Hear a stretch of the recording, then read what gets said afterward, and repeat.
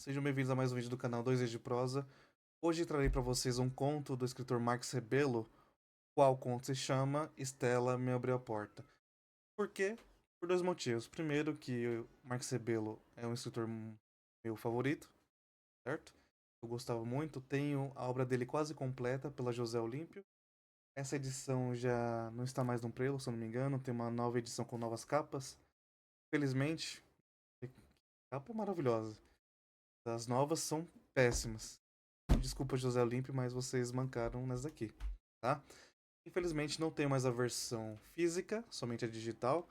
Então por isso que eu trarei para vocês esse conto na leitura com o tablet, tá? Infelizmente não posso trazer com livro físico. Espero que gostem. Preste atenção na leitura, tá? Comecemos. Estela me abriu a porta. Havia alguns meses que nós nos conhecíamos e jamais o tempo passou tão rápido para mim. Ela era ajudante de costureira no ateliê modestíssimo de Madame Graça, velha amiga de minha mãe.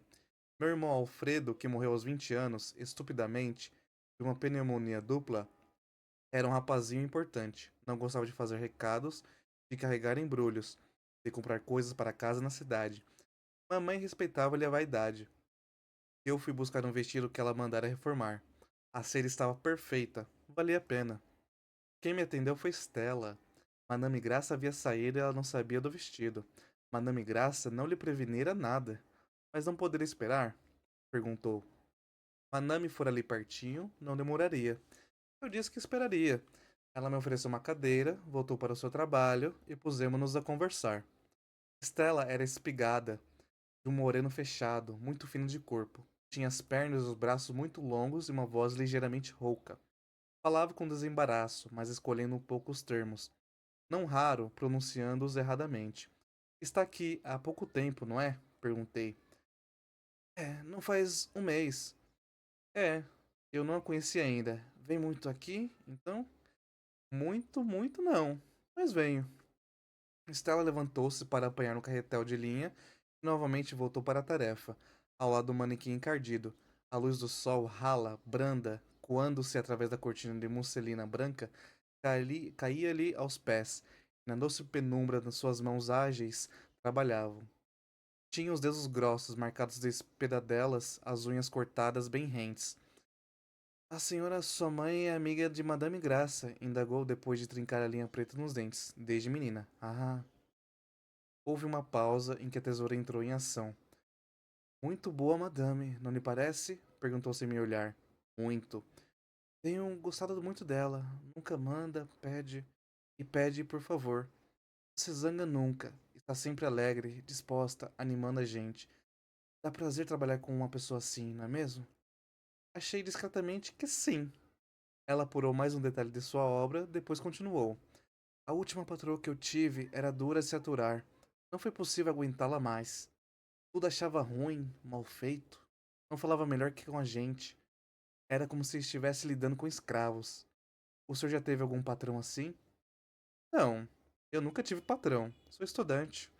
Ah, sim. De quê? Verdadeiramente de nada. Estou acabando os preparatórios. Acaba este ano. Depois é que não sei o que vou fazer. Deve continuar a estudar, ora. Se formar. Não há nada como a gente se formar. Meu padrinho sempre dizia isso. Queria que eu fosse professora. Comecei a estudar, mas era um pouquinho malandra. Riu. Mas ia indo. Depois é que tudo desandou. Meu padrinho morreu. Madrinha ficou em dificuldades e eu me vi obrigado a abandonar os estudos. Fui trabalhar. Como sabia dar meus pontos, meti-me de costureira. É coisa um pouco ingrata. Trabalha-se demais, numa folga, acaba-se um vestido, pega-se logo outro. Mas pode ser que um dia. Acredito que sim. Ela levantou a cabeça. Tudo depende da sorte, pois não é mesmo? Quando eu ia responder, o alfinete caiu e me abaixei para procurá-lo. Ela fez um gesto. Deixe! Mas apanhei-o e entreguei-o. Aqui está. Obrigada, mas devia ter deixado no chão. São 1000 que caem por dia. De tarde, quando se varre a sala, acham-se todos. É mais prático do que se abaixar a todo tempo, não acha? Sim, é mais prático. Mas para mim agora foi um prazer. Ela sorriu. Ah, há gosto para tudo. O relógio cantou lá dentro com voz rachada. 4 horas. E Madame Graça chegava com seu sorriso aberto, seus modos despachados, sua gordura demasiada. Queixava-se de mamãe, uma ingrata. Assim também era demais. Há um ano que não havia. Há menos de 15 dias mamãe tinha ido visitá-la de noite. Jurava que não poria os pés em nossa casa enquanto mamãe não fosse vê-la. É que mamãe anda muito ocupada, Madame Graça. Muito ocupada. É tanta lida lá em casa. Eu sei, histórias. E me entregando o vestido. Diga à sua mãe que se não estiver como ela quer, é só mandá-lo de volta. E eu me retirei, não sem olhar, demoradamente, mas disfarçadamente, para Estela, e sorriu. Aquele sorriso, aqueles olhos me perseguiram 2 dias, ao fim dos quais nos encontramos novamente. Ela saía às 6 horas da casa de Madame Graça. Às 5h15 já estava na esquina esperando por ela. Uma tremura forte e irresistível sacudia as minhas pernas e meu coração. Se ela não viesse, procurava reagir andando de um lado para outro, fumando um cigarro sobre cigarro, tentando recordá-la, já que as suas feições pareciam ter se desfeito na minha memória. Passou absorvida, apressada, não me veria na certa, não me adiantasse. As pernas tremiam mais, a voz tremeu também. Boa tarde. Ela abriu um sorriso perfeito e estacou. Surpresa! Fechando os olhos, plantada à sua frente, disse quase inconscientemente que a esperava. Por mim? Sim, verdade, verdade. Ela amassou a modesta carteira contra o peito, ligeiramente perturbada, indecisa se continuava parada ou prosseguia. Fiz mal? Replicou prontamente. Não, não. Eu estava suspenso no ar. Porque se fiz, não tenho o menor acanhamento de me dizer. Eu não me zango. Não, fala a verdade. Sinto-me feliz por isso. Imensamente feliz. Ela pôs-se então a andar e eu perguntei: Vai para casa, não vai? Ela olhava o chão. Parece, pelo menos. Uma sensação agradável de segurança me enchia todo aí. Podia ir mais devagar do que de costume. Ela continuou com os olhos baixos, mas retardou os passos. Passamos a fazer o mesmo caminho todas as tardes e cada dia demorávamos mais a percorrê-lo. Ao fim de uma semana, íamos de mãos dadas, perdíamos-nos por 1000 ruas antes de chegarmos à ladeira onde ela morava, no Rio Comprido. Nascera ali, numa casinha de 3 cômodos, atrás de um armazém que prosperara. Ali perdera o pai, que era embarcadiço. Conhecer o mundo a palmo, outras gentes. Os japoneses comiam arroz com pauzinhos. Os chineses adoravam filhotes de ratos fritos em manteiga. No lugar não sabia onde, os indígenas matavam os pais quando esses ficavam velhos. Na África, as mulheres é que trabalhavam, os homens ficavam dormindo em casa, bebendo, fumando e se abanando por causa do calor. Deixava falar e ela falava muito. Sabia eu por que ela se chamava Estela? Ah, ria, por causa de uma canoa. Foi a primeira canoa que o pai teve. Menino ainda, construída por ele mesmo. Sempre amar o mar, a aventura, o desconhecido. Seu desejo era ver o mundo, conhecer todo o mundo. E um dia foi-se ao mar. Acabara no cargueiro, o Sereia. Tinha um casco preto, baixo, um ar de navio fantasma, muito vagaroso. No mar das Antilhas, uma truma d'água deu conta dele. Não se salvou ninguém. Eram 40 homens. Ela tinha 8 anos. A mãe ficou como louca, não queria acreditar. Ninguém jamais pensara que o pai se casasse com ela. Conheciam-se desde pequenos, tinham sido vizinhos por muitos anos numa praia de Paquetá, onde o pai dela era administrador de uma caieira. Um dia ele chegou de uma viagem, foi procurá-la, dizendo que queria a certidão dela para tratar dos papéis, e 15 dias após estavam casados. Um mês depois, ele partiu. E 15 dias após. Ah, perdão. 6 meses mais tarde, voltou. Mais 15 dias e lá se foi. Quando veio de novo, ela, Estela, tinha uma semana de nascida. Era muito gorda, uma bola. A mamãe escolhera o nome, Lourdes. Ele não disse nada e foi registrá-la. De volta que se viu, registrara-a com o nome de Estela. Tinha ela 6 para 7 anos quando ele veio muito doente de uma viagem. Era um reumatismo muito forte que quase não o deixava dormir. Ao fim de alguns dias estava livre das dores e já podia dormir. Mas o médico recomendou que tomasse cuidado e se fizesse se possível, um tratamento mais demorado. Ele tinha seus cobres juntos, e 6 meses pôde ficar em casa, tratando-se. Foi um tempo feliz. Recordava-se, comovida, umas lágrimas furtivas nos olhos. Ele era muito bom, amava-a muito. Passeavam juntos, iam à praia, ao cinema, comprava ali uma porção de brinquedos, enchia-a de sorvetes, balas, gulodices, vestidos novos. O padrinho, que era engenheiro, ralhava com ele. Você acaba estragando essa pequena de todo jeito. Ele ria, estragava o que era dele. É, retrucava o padrinho.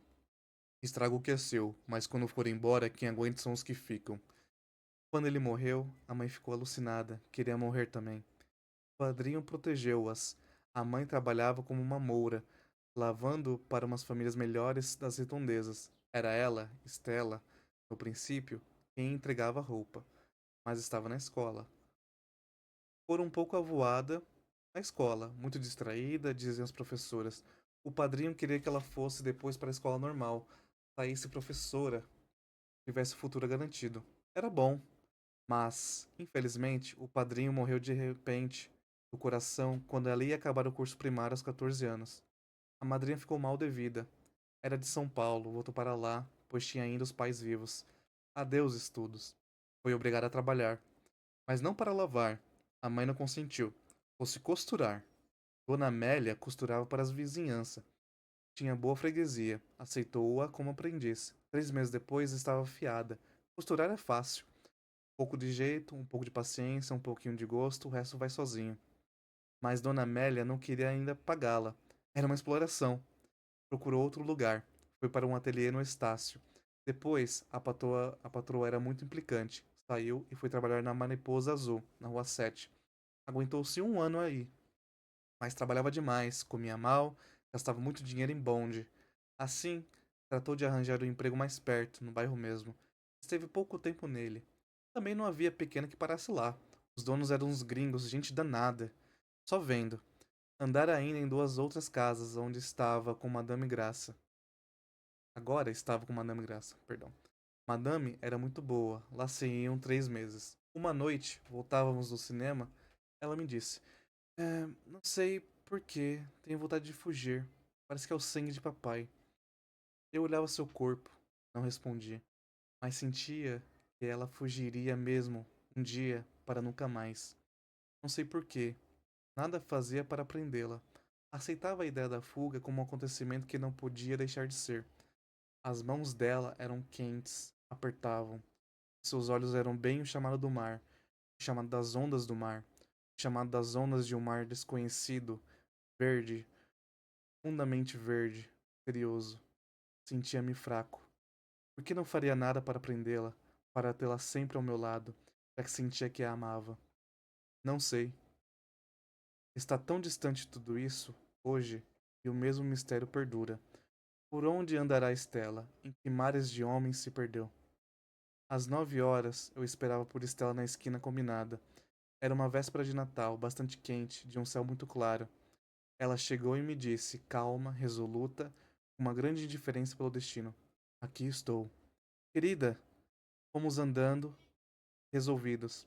Tudo estava preparado por mim, com uma meticulosidade que me assombrava a mim mesmo. Tinha tratado o quarto, tinha discutido com o homem do hotelzinho, combinando a chegada.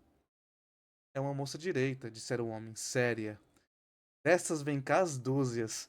Era um português com um sotaque muito carregado, um olhar sórdido que me arrepiou. Rebati com raiva. Mais respeito, o senhor está muito enganado. O homem baixou-se como um tapete. Despacio.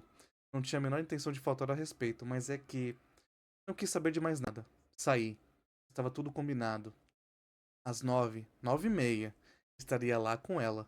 Fomos indo. Tomamos um bonde, descemos. Andamos alguns minutos sem dizer uma palavra. Jamais pude saber se era por entendimento tácito, por medo do destino ou por nojo antecipado do depois. Sei que ela me disse de repente com a voz mais rouca, os olhos mais verdes, apertando minha mão com mais calor: Devia ter vindo. Não devia ter vindo. Eu tremi e paramos numa pequena ponte, como se, muda e previamente, tivéssemos combinado parar, não ir para frente, ficarmos ali para sempre pregados. A luz é paz, é pálida, e nós tão pálidos. As horas correm. O barulho do rio correndo tinha uma tristeza de morte. Duas velhinhas desceram a rua, vagarosas, de preto, escondidas nos chales. Passaram outras pessoas, formas vagas, que não pareciam deste mundo, e os sinos tocavam, tocavam. Vamos? Perguntou ela, rompendo um silêncio que parecia ser eterno. Não fomos. Ficamos, pregados na pequena ponte, ouvindo o barulho do rio e o barulho dos sinos, vendo as estrelas na altura, esquecidos, perdidos, como restos de um naufrágio. Certo? Essa aqui é a leitura do Estela Me Abriu a Porta, tá? Espero que tenham gostado. Se gostou, espero que comente, me dê sua opinião. Obrigado pela atenção e até o próximo vídeo.